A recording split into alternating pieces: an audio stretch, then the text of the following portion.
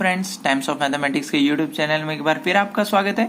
मैं अमित पांडे आज आपके लिए लेकर आया हूँ बहुत ही इंपॉर्टेंट थ्योरम जिसका नाम है कॉची थ्योरम, और जिसको आज हम पूरा प्रूफ पढ़ने वाले हैं और जिसको बेसिकली फंडामेंटल थ्योरम से भी जाना जाता है, कॉची फंडामेंटल थ्योरम। तो आइए देखते हैं क्या है कॉची थ्योरम और साथ ही साथ उसका प्रूफ करते हैं। तो देखिए, आपको स्क्रीन पे दिख रहा होगा कॉची थ्योरम क्या है। If function F Z is analytic, function दिया हुआ है इसने कि कोई फंक्शन एनालिटिक है, और मैं आपको बता चुका हूं कि एनालिटिक फंक्शन क्या होते हैं, डिफाइन होते हैं, डिफरेंशिएबल होते हैं, और साथ साथ अगर फंक्शन एनालिटिक बोल रखा है तो it means it satisfy CR equation. तो आपको ध्यान रखना है कि सीआर इक्वेशन की अगर हमें नीड पड़ती है तो वो भी यूज हो सकता है। And derivative is continuous function within and on the curve C, और जो डेरिवेटिव है फंक्शन का वो कंटिन्यूअस है कहां पर, कर्व के अंदर भी और कर्व पर भी। कर्व क्या दिया है आपको, सी। देन ये सारी इंफॉर्मेशन आपको गिवन है, देन तब आपको इंप्लाइज करना है क्या, integration f Z D z along the curve c is equal to 0। तो हमें दिखाना है कि जिस कर्व के अंदर फंक्शन एनालिटिक हो, डेरिवेटिव कंटिन्यूअस हो, उस कर्व के अलोंग जब हम इंटीग्रेशन करते हैं एफ जेड डी जेड का, फंक्शन का इंटीग्रेशन करते हैं तो वैल्यू क्या आती है, 0। तो ये है हमारी कॉची थ्योरम का स्टेटमेंट। अब इस स्टेटमेंट को प्रूफ कर रहे हैं। अब इसको प्रूफ करने के लिए हमारे पे केवल दो ही चीजें, क्या कि फंक्शन एनालिटिक है और डेरिवेटिव कंटिन्यूअस है, कर्व के अंदर भी और कर्व पे भी। ठीक है, तो चलिए अपना प्रूफ के लिए बढ़ते हैं। देखिए, प्रूफ में स्टार्टिंग करें एफ जेड, हमें पता है f z is equal to u plus i v होता है, बिल्कुल। जेड बराबर एक्स प्लस आई वाई होता है, बिल्कुल। और अगर मैं डी जेड की बात करूं तो डी जेड बराबर क्या होगा, D x plus iota d Y. आप देख रहे होंगे इस तरीके से। अगर इससे आगे सॉल्व करते हैं, मतलब अगर हम जैसे हमें निकालना था integration of f Z D z is equal to 0, ये हमें अपने क्वेश्चन पे निकालना था, तो हम एक साइड लेकर चल रहे हैं, ये वाली side integration f Z D Z, और इसका मान 0 लेकर आना है। तो यहाँ पर वैल्यू रखूं अगर मैं एफ जेड की, तो एफ जेड की वैल्यू होने वाली है u plus i v, d z की वैल्यू होने वाली है d x plus iota d y. देखिए मैंने वैल्यू रखी है दोनों, इनको सॉल्व करके मुझे 0 लाना है। ठीक है, राइट हैंड साइड लेकर आनी है, लेफ्ट हैंड साइड हम लेकर चल रहे हैं। ठीक, तो देखिए प्रोडक्ट दिख रहा है हमें, प्रोडक्ट होगा तो u का प्रोडक्ट दोनों से होने वाला है, ऐसी आई वी का प्रोडक्ट भी दोनों से होने वाला है। तो क्या हो गया, क्या u इंटू डी एक्स, देखिए u का प्रोडक्ट dx है, फिर u का प्रोडक्ट इससे तो आई यू डी वाई, बिल्कुल सही। फिर आईटा v का प्रोडक्ट इससे होगा तो आई वी डी एक्स, बिल्कुल सही। और i और i की यहां मल्टीप्लाई होने की तो आई स्क्वायर मतलब -1 वी डी वाई। ठीक है, तो देखिए प्रोडक्ट है, ज्यादा कुछ नहीं किया है। अब आप देख रहे होंगे इसमें कुछ टर्म्स के पास आई मौजूद नहीं है, जैसे फर्स्ट और लास्ट, और मिड के दोनों टर्म्स के पास आई मौजूद है। तो हम इन्हें सेपरेट कर लेते हैं विदाउट आई वालों को एक साथ और आई वालों को एक साथ रख लेते हैं। तो क्या हो जाएगा, देखिए integration of C F Z D z is equal to integration u D x minus d y. देखिए विदाउट आई वालों को यू डी एक्स और माइनस डी वाई, ये दोनों यहां पर आ गए, प्लस इंटीग्रेशन सेपरेट कर रहे हैं, सबके साथ इंटीग्रेशन है, प्लस आई दोनों में कॉमन आ गया, तो देखिए यू डी वाई, ठीक, प्लस वी डी एक्स। इस तरीके से यहाँ पर हमने सेपरेट कर दिया और ज्यादा कुछ नहीं किया है। इसके साथ साथ इसको अगर मैं देखिए u D x minus we D y, तो यहाँ डी एक्स डी वाई, तो इसको भी अगर मैं आप इंटरचेंज कर दूं क्योंकि पॉजिटिव है, कोई फर्क नहीं पड़ेगा, तो क्या हो जाएगा, ध्यान दीजिए, देखिए ये हो जाने वाला है F integration of C F Z D Z U D x minus we D Y plus iota. फिर देखिए इसको मैं आगे लिख रहा हूं, इसको पीछे लिख ले रहा हूं, तो क्या हो गया, v d x plus u d y is equal to, ये इक्वेशन नंबर 1 हो गई। अब ध्यान दीजिए इसे सॉल्व कैसे करें। देखिए यहां पर कोई वैल्यू तो दी नहीं है, अब इसको सॉल्व करने का तरीका बाय ग्रीन फंक्शन होता है एक, उससे सॉल्व होगा। अब वो क्या है ग्रीन फंक्शन, उसको हम पढ़ रहे हैं थोड़ा सा। तो देखिए आपकी स्क्रीन में दिख रहा होगा ग्रीन फंक्शन क्या है, by green theorem if m is a function of xy, n is a function of xy and derivative partial derivative of m, क्यों करा partial derivative, क्योंकि m यहाँ पर कितने वेरिएबल, 2, और 1 से ज्यादा वेरिएबल जब होते हैं तो उसमें क्या होता है, partial डिफरेंशिएशन होता है। ठीक है, कौन से, तो देखेंगे यहाँ पर एक से ज्यादा इंडिपेंडेंट वेरिएबल है तो पार्शियल डेरिवेटिव होगा।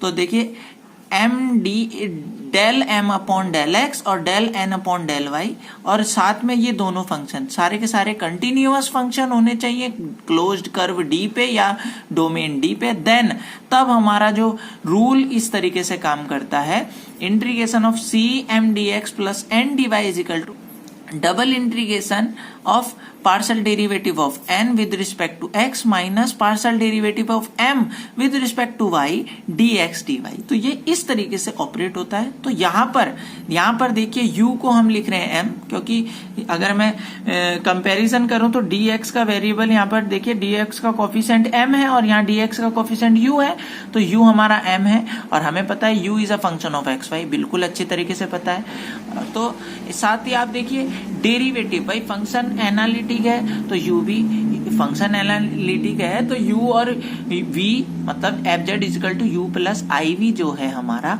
एनालिटिक होंगे। तो u भी कंटिन्यूअस होगा और v भी कंटिन्यूअस, तो इसके दोनों डेरिवेटिव भी कंटिन्यूअस। तो ये हमारी सारी चीजें सेटिस्फाई कर रहे हैं, uv और यहाँ भी uv। देखिए यहाँ पर ध्यान रखने वाली बात यह है कि फॉर्मूला ऐसा लगने वाला है x dx का कोफिशिएंट m होगा, तो यहाँ dx के कोफिशिएंट m कौन होगा u और n कौन होगा माइनस v, भाई विद साइन आएगा। अगर dx के कोफिशिएंट की बात करूं v यहाँ पर m है, ठीक है।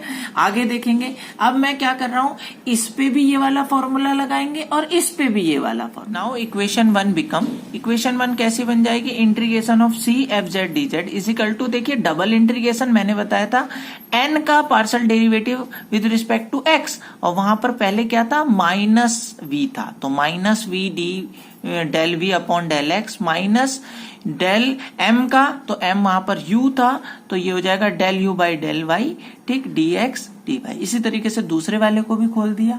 अब यहाँ पर आप देखेंगे हमें तो इस तरफ वाले को जीरो लाना है, और जीरो तभी आएगा जब ये एक दूसरे से कैंसिल होंगे।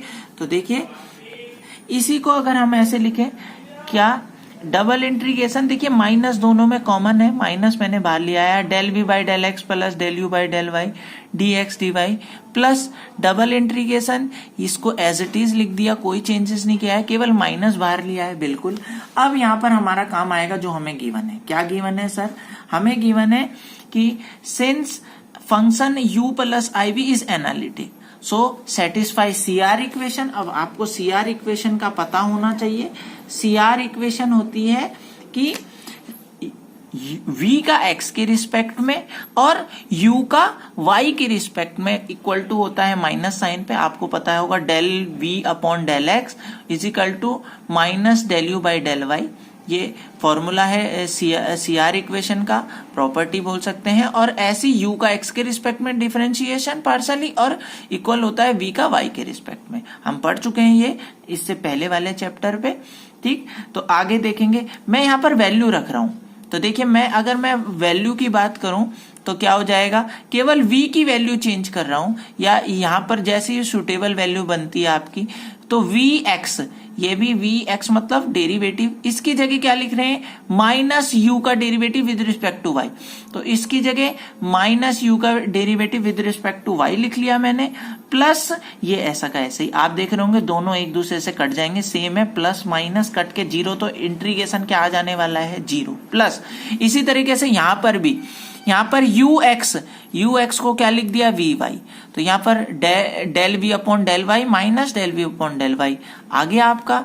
तो आप देखेंगे क्या हो जाएगा ये, अगर मैं इससे इसको कैंसिल कर दूं तो ये भी जीरो, सेम चीज है, ये भी जीरो, भाई हो ही रहा है कैंसिल। तो आपने देखा होगा क्या आ गया हमारा, डबल इंटीग्रेशन का कोई रूल, कोई चीज यूज नहीं हुई, क्योंकि ये अंदर का पूरा ही फंक्शन जीरो बन गया, तो इनटू पूरा ही जीरो हो जाने वाला है, प्लस जीरो, तो क्या हो गया integration of f Z D z equal to zero. और यही हमको लेके आना था, राइट हैंड साइड आ गई हमारी। तो इस तरीके से आपने देखा हमने कॉची थ्योरम सेटिस्फाई कर दी, इंपॉर्टेंट थ्योरम थी। आई होप आपको समझ में आई होगी। वीडियो अच्छी लगी तो वीडियो को लाइक कर लें, फ्रेंड्स के साथ शेयर कर लें। और एक बात ध्यान रखें, कॉम्प्लेक्स एनालिसिस में आपको हर चीज, हर थ्योरम बार बार आपको लिखकर प्रैक्टिस करनी होगी, क्योंकि काफी सारी थ्योरम जो आगे आने वाली है वो ज्यादातर एक जैसी है। बस आपको पहले थ्योरम का स्टेटमेंट समझना होगा, क्योंकि सारी ज्यादातर नेमिंग थ्योरम है। और एक मेरी तरफ से आपको एडवाइस है, क्योंकि देखिए पेपर में अगर डायरेक्ट कॉची थ्योरम लिखकर आ गया तो आपको स्टेटमेंट पता होना चाहिए, खुद लिखना पड़ेगा, ध्यान रहे, ठीक है। तो आप हो सके तो स्टेटमेंट को भी लिख के देखिए, क्योंकि आप लोगों की या बच्चों की कैसी आदत होती है, वो डायरेक्ट ये पढ़ते हैं और इस पे ध्यान देने लगते हैं कि कैसे प्रूफ हुआ है। तो ध्यान रहे, अगर नेमिंग थ्योरम है, नेम से आ गई तो आपको ये सारा मैटर खुद लिखना पड़ेगा।